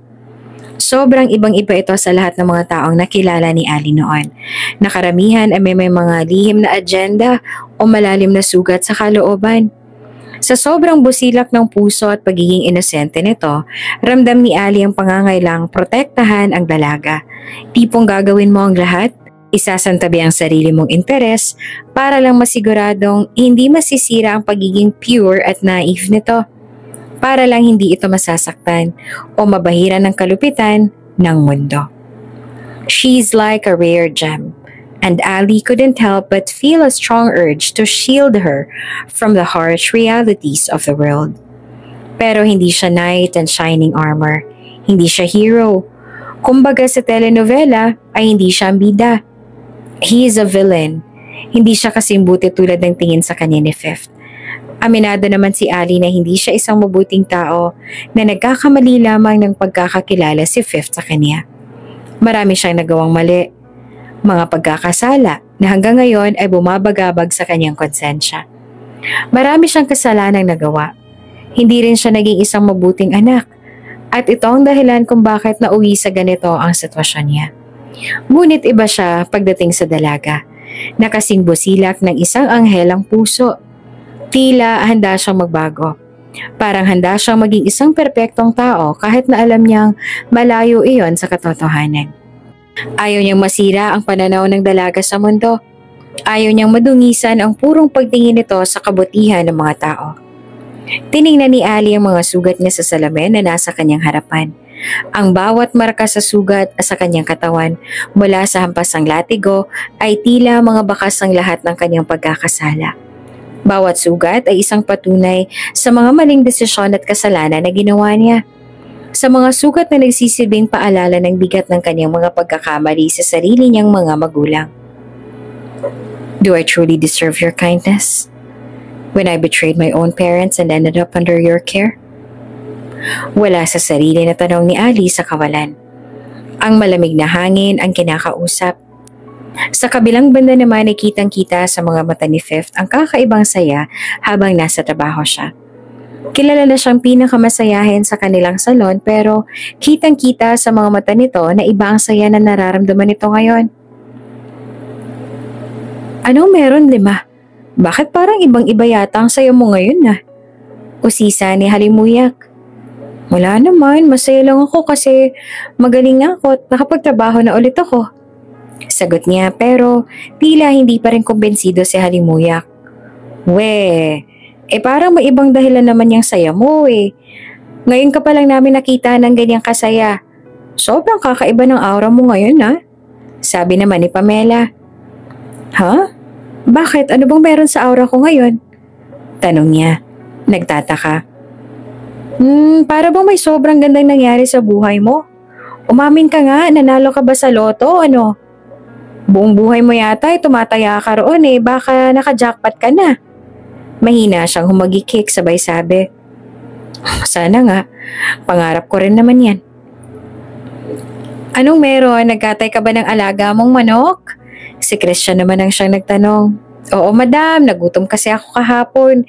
Iyon na nakapagbalik sa sigla ko. Kaya naman pala abot langit yung ngiti mo. Natatawang napailing na lang si Halimuyak. Madaling araw na naman natapos ang trabaho ni Fifth dahil marami ulit ang mga nagpapariban. Mabuti na lang talaga at bago siya umalis ay nag-iwan siya ng pagkain para kay Ali kaya hindi ito nagutom. Dahil sa akala niya ay natutulog na si Ali, hindi niya na ulit ito pinuntahan sa kubo at tumuloy na lang siya sa loob ng bahay niya. Napakunot ang noon niya nang may sunod-sunod na kumatok na narinig sa pinto. Lumapit siya doon at nagdadalawang isip pa kung bubuksan ba ang pinto. Sino yan? Ako to, boses ni Ali. Huwag mo nang buksan ang pinto, sinigurado ko lang na nakauwi ka na at walang ibang pumasok dyan sa bahay mo. Bakit kising ka pa? Nihintay nga kita makauwi, nag-alala ko. Tugon nito at sa hindi malamang dahilan ay bumilis ang tibok ng puso niya. Lagi naman akong ganitong oras umuwi, marami kasi mga customer sa salon. Hindi mo na dapat ako hinintay. Wika niya. Magpahinga ka na, babalik na ako sa kubo. Sabi nito at narinig niya ang mga yapak nito palayo sa pinto. Bahagya niya pang binuksan ang pinto para silipin ang binata. Napaika-ika pa habang naglalakad pabalik sa kubo nito. Sa sumunod na araw, tila naging parte na ng routine ni Ali ang hintayin ng pag-uwi ni Fifth. Kahit pa sinabihan na siya ng dalaga na madalas itong nakauwi ng madaling araw mula sa trabaho sa salon. Kumakatok lang si Ali sa pinto tuwing naririnig niyang may pumapasok sa bahay para lang masigurong nakabalik na ito ng maayos. Kahit papaano, ramdam ni Fifth ang pag-aalala at malasakit ng binata. At hindi niya naman maiwasang ma-appreciate iyon. Tuwing umaga naman, sabay pa rin silang nagkakape bago pa man mag-umpisa ang araw. Madalas maaga rin nagigising si Ali kahit hindi naman ito kailangan. 4 na araw nang lumipas mula nang manirahan si Ali sa kubo. Ngunit halata pa rin kay Ali na nahihirapan ito sa mga malalim na sugat nito. Bagaman hindi ito nagpapakita ng labis na sakit, alam ni Fifth na kailangan pa rin itong magpahinga at magpagaling. Sa kabila ng mga sugat ni Ali, hindi naman naging problema kay Fifth ang pagstay nito sa kubo. Bukod sa may kasama siya, may naiwan din nagbabantay sa kanyang mga alaga. Kahit papaano, may nabawas sa kanyang alalahanin at naging mas kampante siya sa pag-alis ng bahay. Hindi na rin siya masyadong nababahala sa mga magnanakaw dahil may isang tao na siyang maaasahan. Sa tuwing uuwi siya, naroon pa rin si Ali, nag-aabang.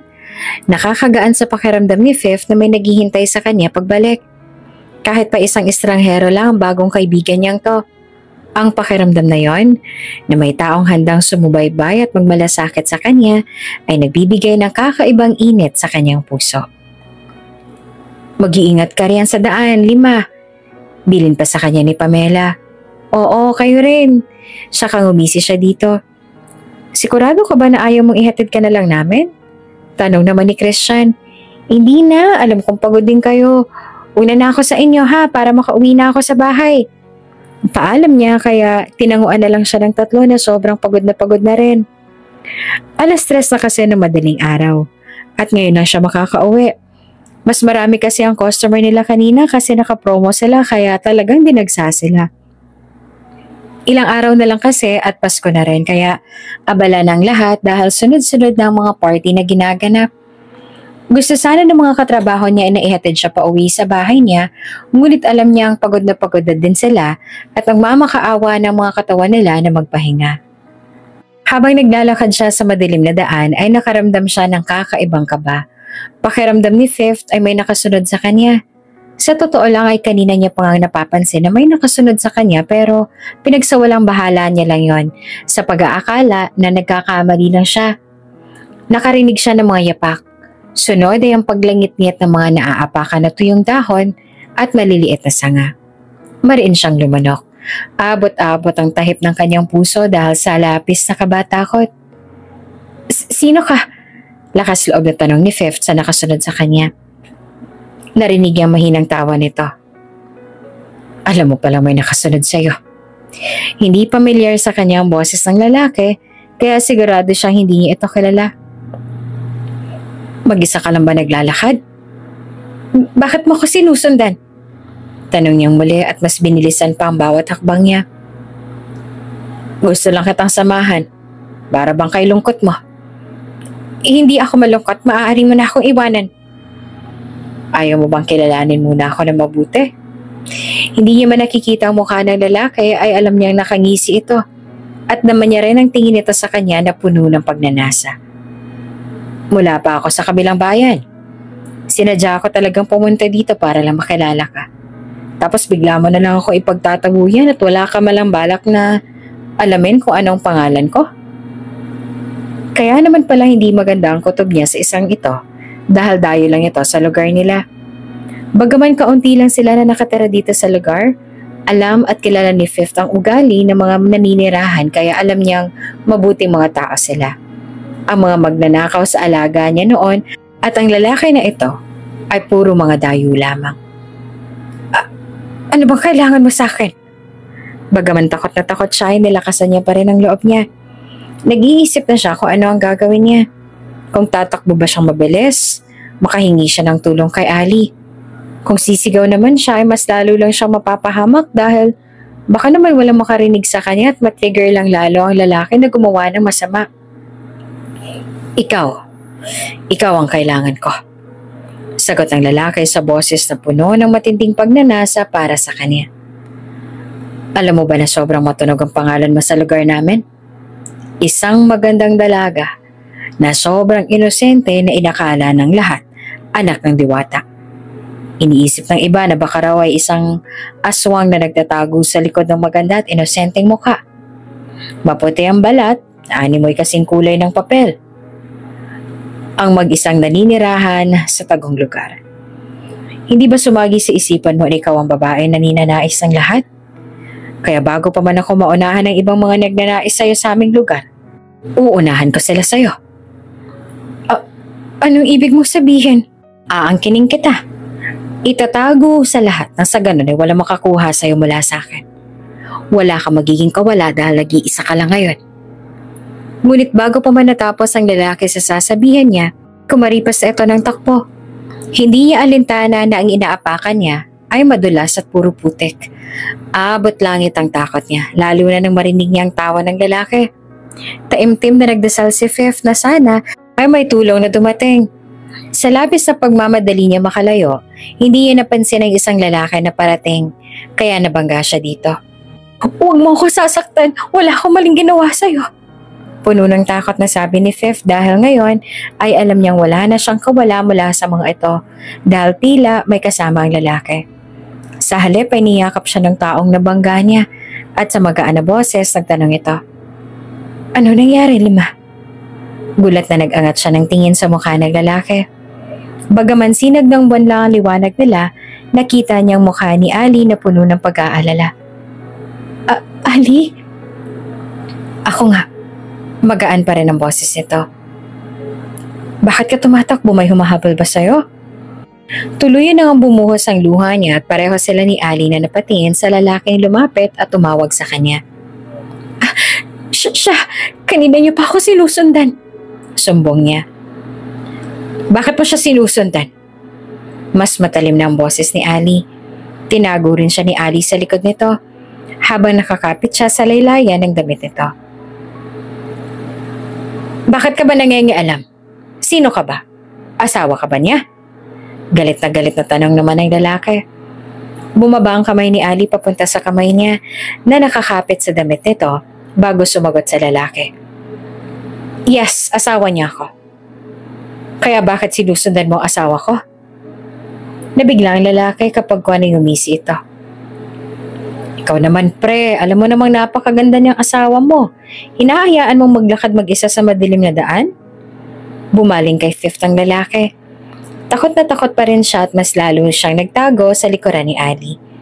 Humigpit naman ang pagkakahawak ni Ali sa mga kamay niya. Sayang, mistaken ka na pala. Masarap ka pa naman sigurong kasamang kainuman sa Pasko. Baka maging pulutan din. Sa susunod na sundan mong asawa ko at pag-isipan mo na masama, makikita mo kung ano hinahanap mo. Banta ni Ali. Bakit? Anong gagawin mo?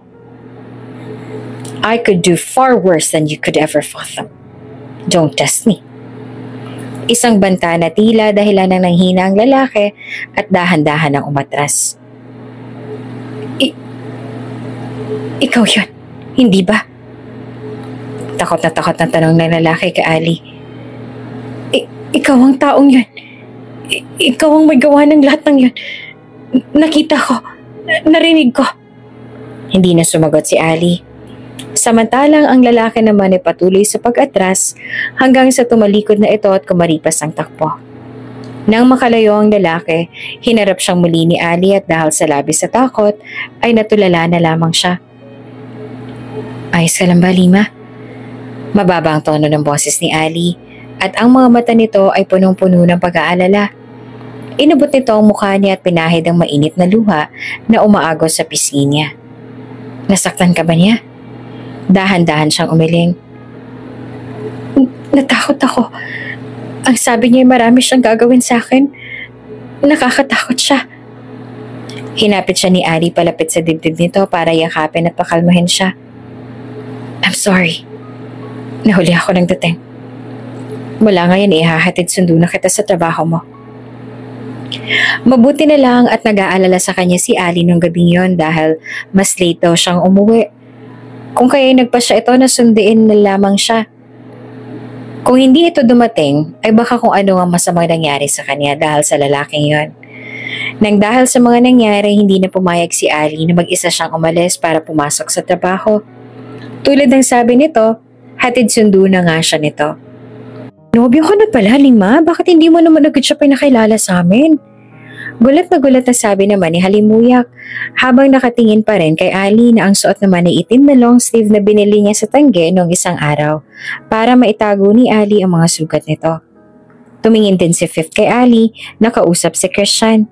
Hindi niya alam kung ano bang pinag-uusapan ng dalawa. Pero na-curious kasi ang mga katrabaho niya kung sino daw ang laging naghahatid at sundo sa kanya kaya pinapasok nila sa salon at gusto raw nila itong makilala. Hindi ko siya boyfriend, sagot naman ni Fifth. Talaga? Bakit hatid sundo ka niya? Kaibigan ko lang siya. Nung nakaraang gabi kasi may lalaking sumusunod sa akin. Galing pa raw sa ibang lugar at may masama siyang balak gawin. Mula nun, hindi na pumayag si Ali na mag-isa lang akong pumasok sa trabaho at umuwi. Lalo na't madaling araw na ako kung umuwi. Paliwanag niya. Ano? May sumunod sa'yo? Oo, masyado raw kasi matunog yung pangalan ko sa lugar nila. Hindi ko naman alam kung paano nangyari yon. Pero mula nun, ayaw na ni Ali na lagi ako mag-isang naglalakad. Sagot niya. Mabuti na lang talaga at andyan si Ali. Baka kung ano nang masamang nangyari sa'yo kung wala siya. Sabi naman ni Pamela. Dapat nagsumbong ka sa mga pulis. Wika naman ni Halimuyak. Ginawa ko na pero hindi naman nila mahanap kung nasa na yung lalaki. Mukhang nagtago na yata. Matapos makilala ng mga katrabaho niya si Ali, nagpasalamat sila dito dahil sa pagliligtas nito sa kanya. Mula noon ay naging malapit na rin si Ali sa mga katrabaho niya na hindi naman naniniwala na magkaibigan lang sila ni Ali at wala nang mas malalim pa roon. Nakiusap din si Fifth kay Ali na kung maaari ay wag muna itong umalis hanggat hindi pa nahahanap kung nasaan ang lalaki na sumusunod sa kanya ng gabing yon at hindi pa ito nakukulong dahil natatakot siya kung ano ang gagawin nito sa kanya.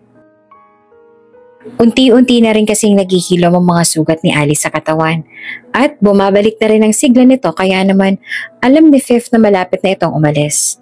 Sumapit ang araw ng Kapaskuhan at yon ang unang Pasko mula nang mawala ang lola niya na may kasama siyang magsi-celebrate sa bahay niya. Subalit dumating naman ang kamalasan. Ninakaw ang lahat ng pera niya roon sa salon. Nakita nila sa CCTV kung sino ang kumuha. Mga customers lang din sa salon. O customers nga bang mga yon ang may gawa? Ngunit hindi ito nahuli at hindi na ibalik sa kanya ang pera niyang panghanda sana nila sa Pasko. Kaya naman malungkot si Fifth dahil ang handa na pinaghirapan niya ay bigla na lang naubos sa isang iglap lang. Sa isip niya ay dapat pala iniwan niya na lang ang pera niya sa bahay niya. Baka hindi pa yun nawala. Nasanay na kasi siya na lagi niyang daladala ang lahat ng pera niya kasi wala nga nagbabantay sa bahay niya noon kapag nasa trabaho siya. Maging si Ali ay nalungkot din para sa kanya. Dahil kitang-kita ang binata kung gaano siyang kalungkot dahil sa pagkawala ng pinaghirapan niya. Saan ka galing nito? Nagtataka na tanong niya kay Ali nang makitang may binili itong mga handa pagbalik nito sa bahay. Kanina kasi nagpaalam si Ali na aalis lang ito saglit. Hindi niya alam kung saan pumunta ang binata pero nag-aalala siya dahil ang akala niya ay hindi na ito babalik. May pera ako sa pansasuot ko nung nahanap mo ako. Kaya namili ako ng handa natin para mamaya. Sagot ni Ali. Naaalala niya na meron nga siyang nakitang mga malalaking halaga ng pera sa bulsa ni Ali nung binibihisan niya ito. Sa isip niya noon ay baka yun ang dahilan kung kaya pinagtripan si Ali ng mga tambay. Baka nakahanap ito ng malaking halaga ng pera sa basura tapos nalaman ng mga tambay. Bakit binili mo pa nito? Baka kailangan mo ng pera, mairaraos naman sana natin ang Pasko ng walang handa Hindi mo na sana ginalawang pera mo. Ngumiti naman ang bahagya si Ali. Gusto kong bumili ng handa kahit kaunti. So ang ibig kong sabihin para mas masaya ang pagdiriwang natin sa araw ng Pasko. Salamat dito Ali Pasensya ka na kung nagalaw pa tuloy ang pera mo. Kung hindi sana ako nanakawan, hindi na nabawasan ang pera mo. May bahid ng lungkot na sabi niya. Huwag mo nang alalahanin yon. Ngumiti naman sa kanya ang binata. Siya nga pala, gusto mo bang magsimba tayo mamaya? Oo naman. Sa totoo nga niyan kanina pa kita gustong ayain na magsimba tayo Kung kaya'y napagpasyahan nila na bago sila magluto ng kanilang handa ay magsimba muna sa bayan. May damit siyang binili para kay Ali bilang regalo sa Pasko kaya yun ang sinuot nito ngayon. Itim na t-shirt, jeans, tsaka sombrero. Simple lang ang suot nito pero sobrang bagay na bagay yun dito. Makaagaw pansin din ang suot nitong magandang relo kaya para talaga itong mayaman na binata na namamasyal. Hindi na nakakapagtaka kung bakit ang lahat ng atensyon ng mga taong nakakasalubong at nadadaanan nila ay na kay Ali. Awkward na lang tuloy na napatingin si Fifth sa sarili niyang suot at napaisip kung bagay ba sa kanya ang puting bestida. Maaga pa kasi kaya mamaya pa nila yan papailawin. Sabi niya kay Ali na nakatingin naman sa malaking Christmas tree na nakatayo ngayon sa harap ng malaki at lumang simbahan.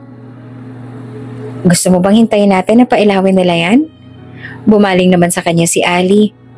Matagal pa siguro yon, hindi ba magluluto pa tayo? Pwede naman tayo magluto ng medyo late na, sabi niya. Ngumiti naman si Ali at tumango sa kanya.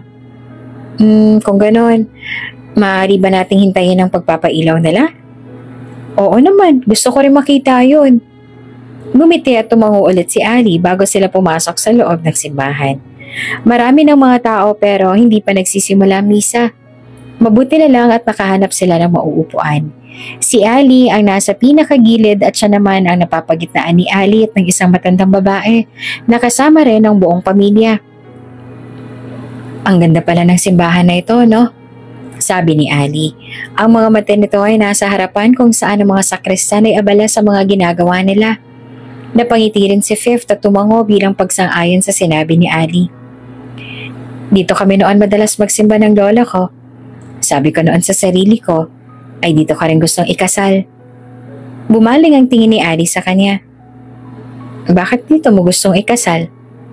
Tumingin siya saglit kay Ali at ibinalik niya rin agad ang tingin sa harapan. Hindi ko rin alam. Siguro dahil bata pa lang ako, ang simbahan na to nagsilbi kong pangalawang tahanan. Kaya gusto ko sana na ang simbahan din ito ang magiging success sa paghanap ko ng aking pangatlo at panghabang buhay na tahanan. Kung ganon, dito rin pala ako maghihintay. Mahinang sabi naman ni Ali na sapat lang para marinig niya pero hindi niya maunawaan kung anong ibig sabihin nito. Ha? Nagtataka na tanong niya kay Ali. Ngumiti ito sabay iling ng bahagya. Nothing. Ang naging tugon nito. Noon nagsimula na ang misa ay pareho na nakatuon ang atensyon nila sa harapan. Paminsan-minsan ay sinulyapan niya pa rin ang binata na nasa kanyang tabi na ang tingin at nanatiling nasa harapan. Pagkatapos ng magsimba, nabasyal muna sila at namili ng kung ano-ano hanggang sa sumapit na ang dilim. At pumunta na ulit sila malapit sa Christmas tree. Naghintay sila na sindihan niyon. Sila na lang atang excited para sa pagpapailaw sa Christmas tree dahil ang iba ay nakita naman na iyon noon kaya wala na silang pake. Wow!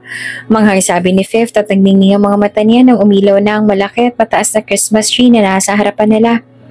Halos silang dalawa lang nakatayo sa pinakaharap kung kaya ang atensyon ng mga tao ay nasa kanila at nasa malaking Christmas tree. Ang ganda, no? Sabay baling niya kay Ali na tumango naman.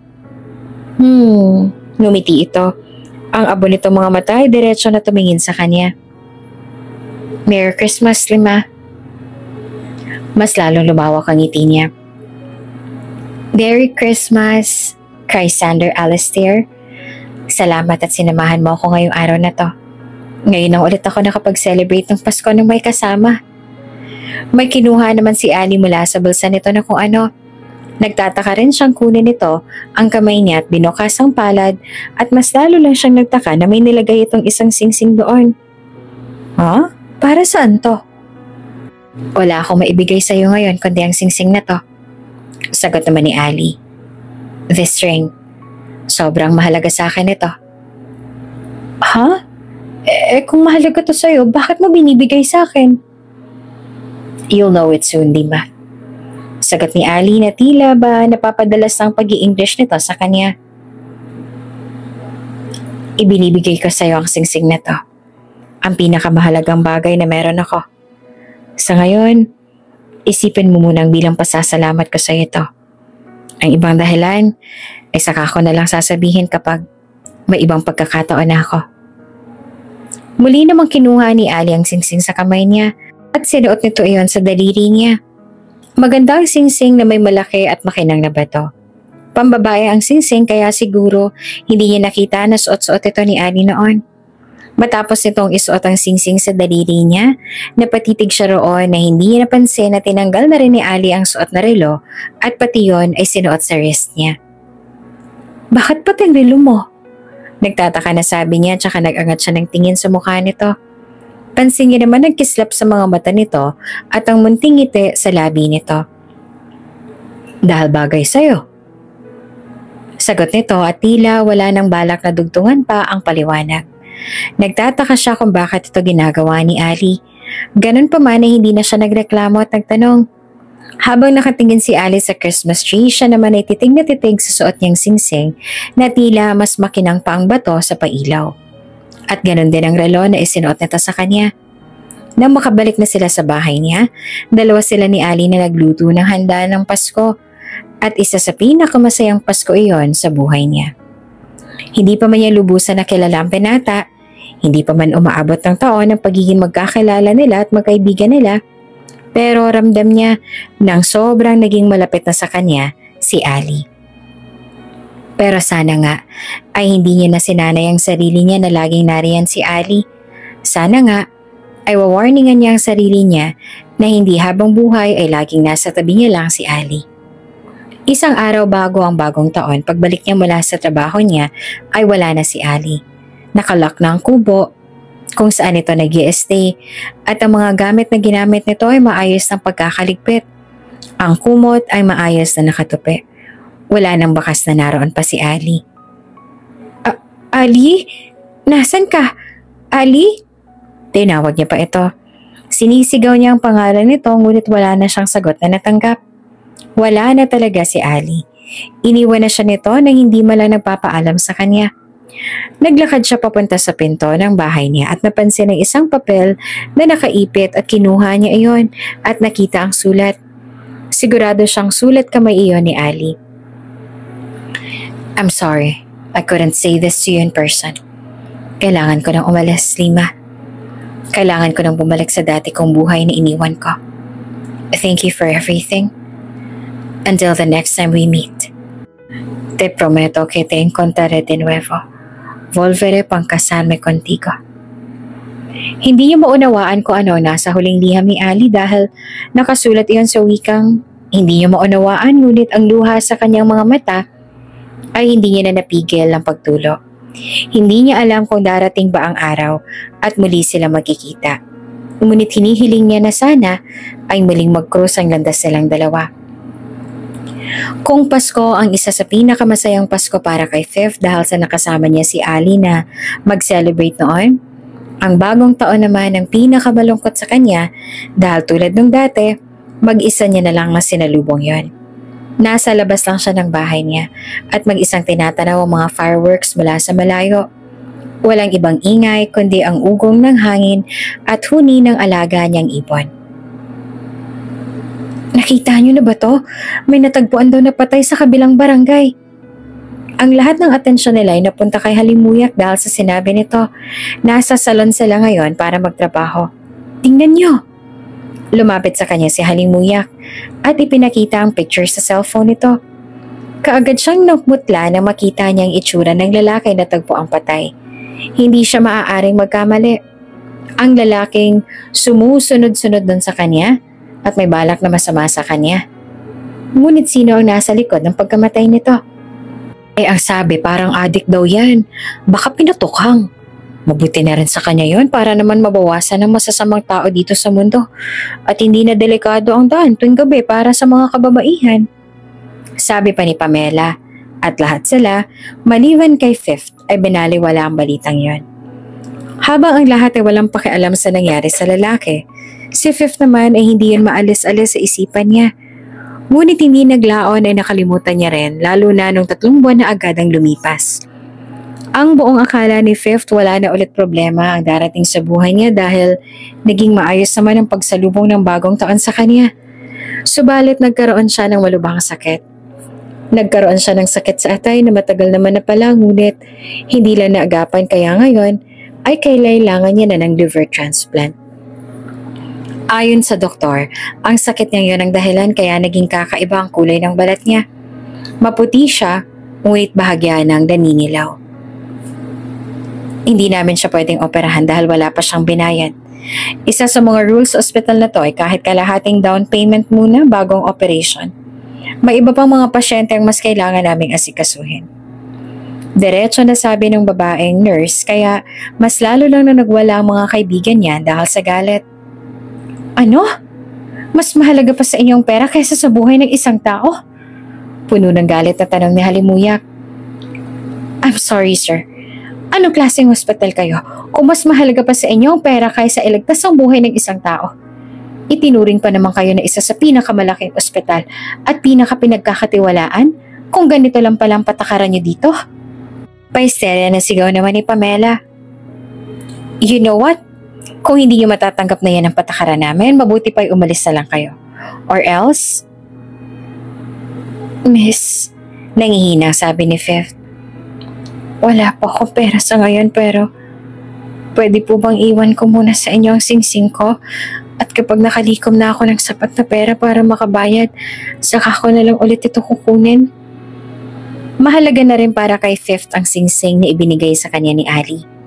Ngunit kailangan niyang gawin ito dahil kung hindi, baka ikamatay niya ang sakit niya at mas lalo lang siyang mawawala ng tsansa na makitang muli si Ali. Namilog ang mga mata ng nurse nang makita nito ang singsing na suot niya. Paano po napunta sa iyong singsing na yan? Aha, ano pong ibig niyong sabihin? Ani at nagtataka sa reaksyon ng nurse. Ang singsing na yan, iyan na yung pag-aari ng mga Del Real. Sila lamang ang maaaring magmay-ari ng singsing na yan. Unless kinasal ka sa isa sa mga Del Real. Paano nasa sayo yan? Ninakaw mo yan sa kanila, no? Galit na bintang ng nurse sa kanya. Ha, magnanakaw ka. Hindi po totoo yan. Wala po akong ninanakaw. Naiiyak na wika ni Fifth. Kung hindi mo yan ninakaw, bakit nasa iyo napakahalagang singsing na yan? Pahisteryang paratang ng nurse. Hindi ka lamang pala isang hampas lupa, kundi isang magnanakaw din. Ang dapat sa iyo ay ipakulong. Tuluyan ang bumagsak ang luha sa kanyang mga mata. Hindi ko po talaga ito ninakaw. Huwag niyo po ako ipapakulong. Oo, ngayon din itatawag ako ng pulis para madampot ka nila at mabalik na sa mga Del Real ang singsing. Hindi ko kayo pinapasahuran dito just to disrespect my wife. Lahat sila ay napatingin sa nagmamay-ari ng malalim at pamilyar na boses. Namilog ang mga mata niya nang makita si Ali. Ang basurero na tinulungan niya at pinatira sa bahay niya, nagsusuot ito ng suit na may long coat at nasa likod ng 2 lalaki na nakasuot din ng kulay itim na suit. Mr. Del Real, nangangatalang boses ng nurse na kanina lang ay sobrang talay sa kanila. Close the entire operating room floor immediately. Anyone who has bribed their way ahead of patients who are in more urgent need can leave the hospital right now. I don't care who they are. Get them out of this hospital right now. Matalim na tingin ang ibinaling ni Ali sa nurse na tila nawala na sa katinoan at hindi na nakakilos. Call the entire medical team. Surgeons, nurses, specialists, everyone. I want every resource, all hands on deck to save my wife. Ilang sandali lamang ay nagsidatingan ng medical team na pinatawag ni Ali at ang lahat ng ito ay yumuko. Do whatever it takes. Every single one of you must do everything to save my wife. Mariin na utos ni Ali sa mga ito. Kitang-kita sa mukha ni Ali ang labis na galit. Ngunit nang makita siya nito, ang ekspresyon sa mukha niya ay agad na lumambot ang ekspresyon at mga mata nito. Ali? Lumapit sa kanya si Ali at hinawakan ng kamay niya. I'm sorry for being late, my Lima. Nandito na ako ngayon. Huwag ka mag-alala. Gagawin nila ang lahat para maliligtas ka. Saan ka nang galing? Bakit ngayon ka lang nagpakita ulit sa akin? Lumuluha na tanong niya sa binata. I'll explain everything to you soon, Lima. Inabot ni Ali ang mukha niya at pinahid ang luha sa kanyang mga mata. Ang mahalaga sa ngayon ay ang buhay at kaligtasan mo. Yumuko si Ali at pinataka ng halik ang kanyang noo. Hindi ka nila pababayaan, I promise. Nandito lang ako para sa'yo. Tinanguan ni Ali ang medical team at ang mga nurse ay kaagad na kumilos para ipasok na siya sa operating room. Bago nagsara ang pinto, tumingin pa siya kay Ali na tumango naman sa kanya, sabay sabi ng, "Te amo." Si Ali naman ay hindi na nag-aksaya ng oras at sinimulan niya nang ayusin ang lahat sa ospital na pag-aari niya. Alam niyang kailangan niyang magpatupad ng pagbabago, kaya agad niyang pinatawag ang mga opisyal at mga taong nagpasimula ng patakaran na hindi pwedeng sagipin ang buhay ng pinakanangangailangan kung walang pambayad. I can't believe this. Noong umalis ako at pinagkatiwala ako sa inyong ospital na ito, ang buong akala ko ay talagang maayos ang pagmamahal niya dito. Naniwala ako sa inyo.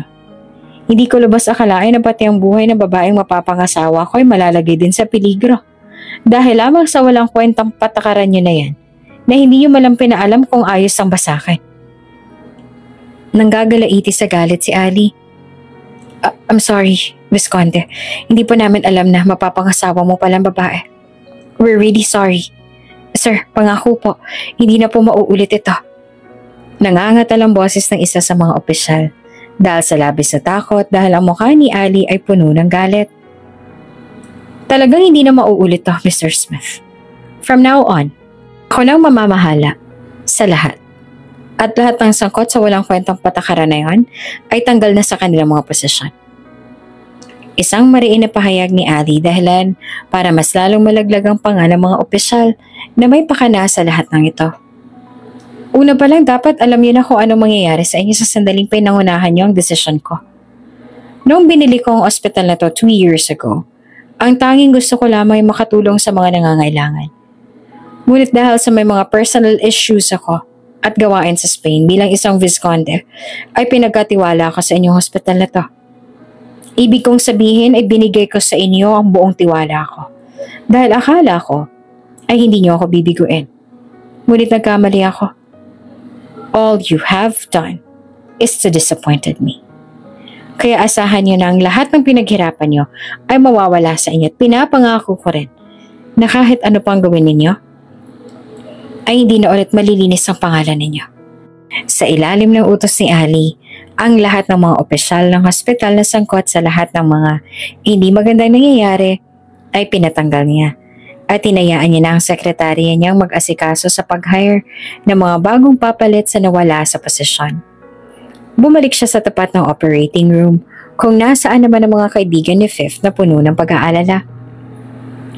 Mabuti na lang at dumating ka, Ali. Hindi namin alam kung anong gagawin namin kung hindi ka dumating kanina dahil wala rin naman kaming sapat na pera kahit pa mag-ambakan kami. Sabi sa kanya ng boss ni Fifth na si Christian. Oo nga, Ali. Pasalamat kami na dumating ka dahil naligtas ang buhay ni Lima. Ang sasama pala ng ugali ng mga staff sa ospital na to. Mas pinili pa nilang pera kaysa iligtas ang buhay ni Lima. Sabi ni Halimuyak. Pasensya na sa nangyari. Ngunit ang lahat ng opisyal na nagpalaganap ng patakaran na yon, na hindi ko naman inaprobahan ay tinanggal ko na. Hindi ganito ang gusto ko sa ospital na to. Ang gusto ko noon ay makatulong sa mga nangangailangan. Pero dahil sa kapabayaan ko, pati ang buhay ng babaeng mahal ko ay nalagay din sa bingit ng kamatayan. Makikita ang lungkot sa mata ni Ali habang sinasabi iyan. Sa'yo ba talaga ang ospital na to? Nauutal na tanong pa ni Pamela. Yeah? Totoo ba lang iniisip namin noon na tunay na mayaman ka at hindi basta-bastang tambay kaya pala kakaibang vibes mo nun parang ang hirap sabayan. Wika naman ni Halimuyak. Pero saan ka nga pa pumunta? Bakit ba bigla ka na lang naglaho? Umalis ka na hindi mo malang nagpaalam kay Lima. naman ni Christian na mahihimigan ng inis sa tono ng boses. Alam mo ba kung gano'ng nalungkot si Lima nung bigla mo na lang siyang iniwan? Kinakailangan kong bumalik nun sa Spain para ayusin ang lahat ng gulo na nagawa ko roon. Especially sa parents ko. Ayoko naman sana naiwan si Lima pero kailangan. Kaya hindi ako nagpaalam sa kanya dahil alam ko na mas lalo ako mahihirapan na umalis kapag nakita ko siya. Ang lungkot sa mga mata niya. Ayoko makita yun. Ayaw na ayokong naging sanhi ng lungkot na makikita ako sa mga mata niya.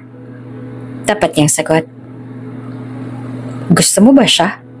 Seryoso na tanong ulit ni Christian. I love her. Deeply. The moment I saw her, I knew I had fallen in love. Sandali namang natahimik ang lahat dahil sa pagtatapat niya. Si Halimuyak at Pamela ay pigil na pigil ang kilig pero si Christian ay nananatiling seryoso ang ekspresyon.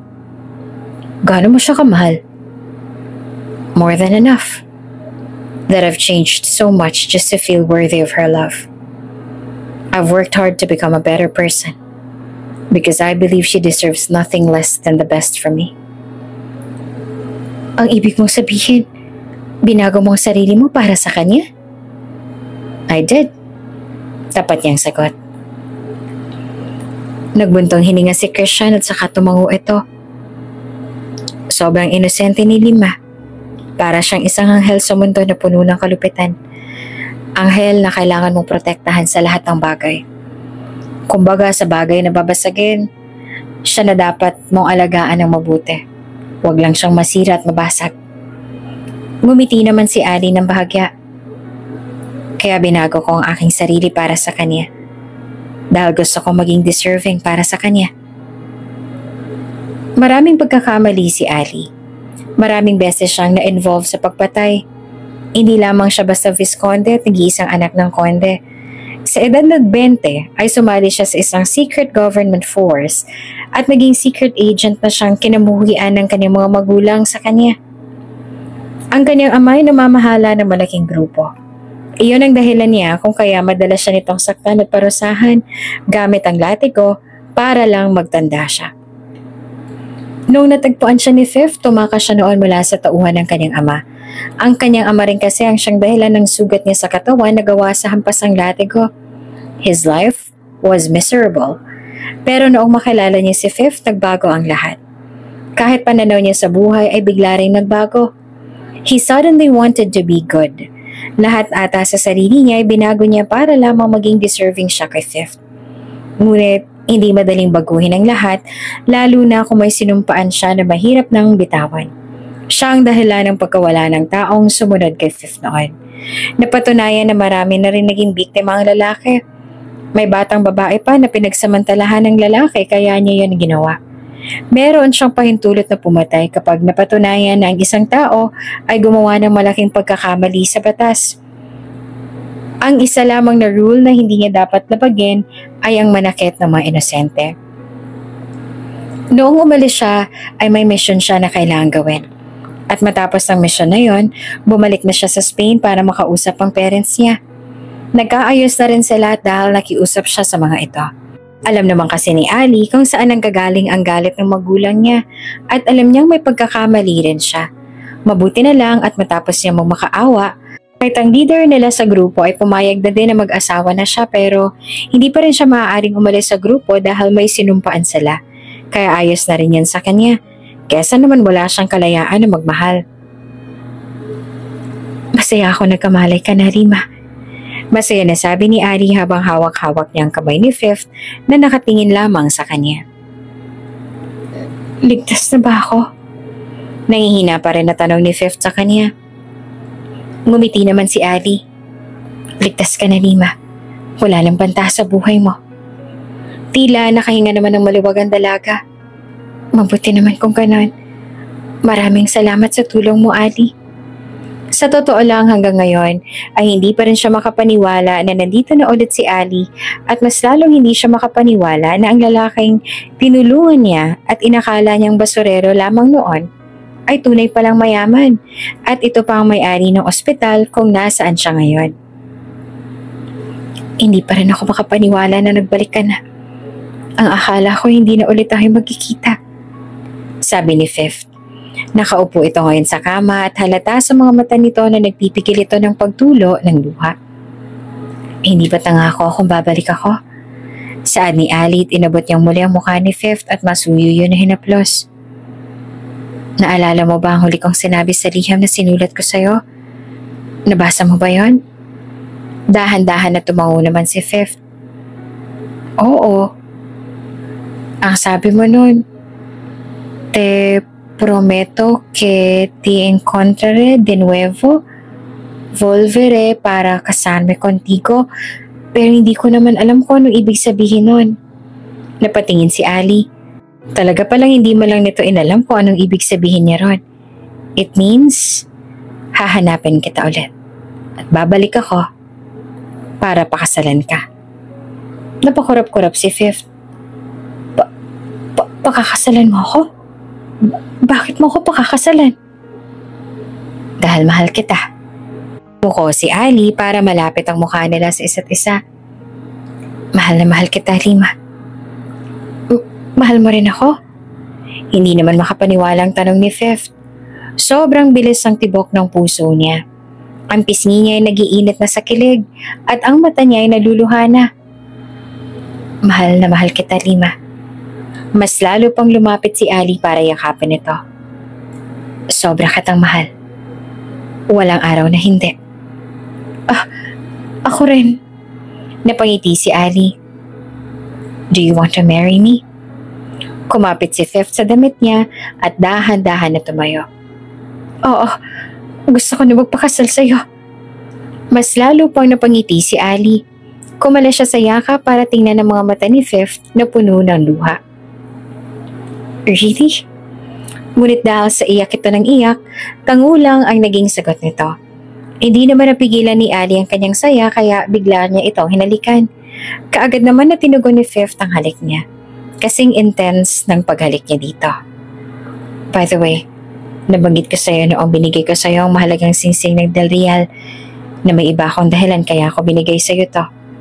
Ang rason ko doon ay ito. Doon pa lang, alam ko nang ikaw ang babaeng gusto kong pakasalan kaya ako binigay sa'yo ang singsing na yon. Dumating na nga mga magulang ni Ali ilang araw lang matapos ang liver transplant ni Fifth. Gusto raw nilang makilala ang babaeng nagpatibok sa puso ng kanilang anak at nagpabago rin dito. Tuwang-tuwa naman si Fifth na marinig mula mismo sa bibig ng mga magulang ni Ali na gusto siya ng mga ito para sa kanilang mga anak. Ang isa pa sa mga kahilingan ni Fifth ay natupad dahil ilang buwan lang din noon ay ikinasal silang dalawa ni Ali sa simbahan kung saan niya gustong ikasal sila. Naging madali ang pasya nila na sa Spain na sila manirahan dahil maiiwan ni Fifth ang mga kaibigan niya. Masaya naman siya sa piling ni Ali. Lalo na nang biniyayaan sila ng triplets na anak na pinangalanan nilang Uni, Dos at 3D. Madalas din silang magbakasyon sa Pilipinas. At ang doon sila tumuloy kung saan siya nakatira noon, sa lupain ng lola niya. Tayo na lamang sila ng villa roon dahil ayaw niya nang galawin ang bahay na pinaghirapan pa nila ng lola niyang itayo. Kung bago ka pa lang sa channel na ito, Ate Jane TV, huwag kalimutang pindutin ang notification bell and subscribe button. Sana po hindi naman malaking abala sa inyo ang pagpindot ng subscribe button dahil ang kapalit po nito ay ang pagsuporta para makapag-produce ng mga libreng stories sa mga channels ni Ate Jane. Maraming salamat!